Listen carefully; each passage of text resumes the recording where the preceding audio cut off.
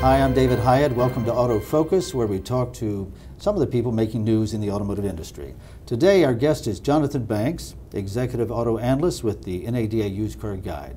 Jonathan, welcome back to Auto Focus. Thanks, David. Jonathan, used car prices have jumped recently. What do you expect to see in the next few months?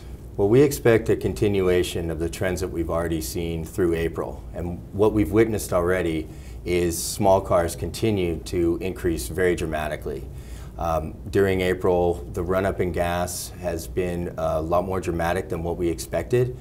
Gas prices since the end of March through April are up about 30 cents and are over $4 a gallon in many regions in the United States. So clearly what this has done has brought more consumers to the small cars and increased their prices. How about mid-size and larger vehicles? Well, it's actually carrying over, and one thing to really remember too, when we talked about this in detail last month, is the earthquake and the impact that that has on new vehicle inventory.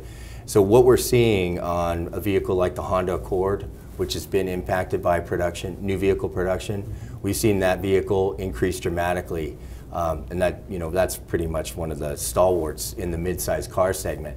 But we've also seen other mid-size cars increase. So what we assume is that consumers are starting to move away from larger vehicles into mid-size and compact cars. Has the industry reached a high point in used car prices, or do you expect more increases to come? NADA Used Car Guide is really focusing on longer-term trends, so we definitely have spent a lot of time looking at this.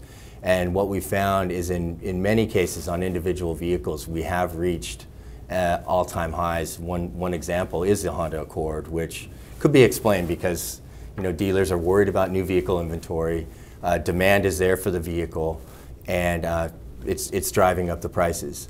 On the smaller cars, surprisingly, even though we've had really big run-ups, most of the vehicles still haven't reached the high point that they hit in mid-2008 when gas prices also jumped up very dramatically.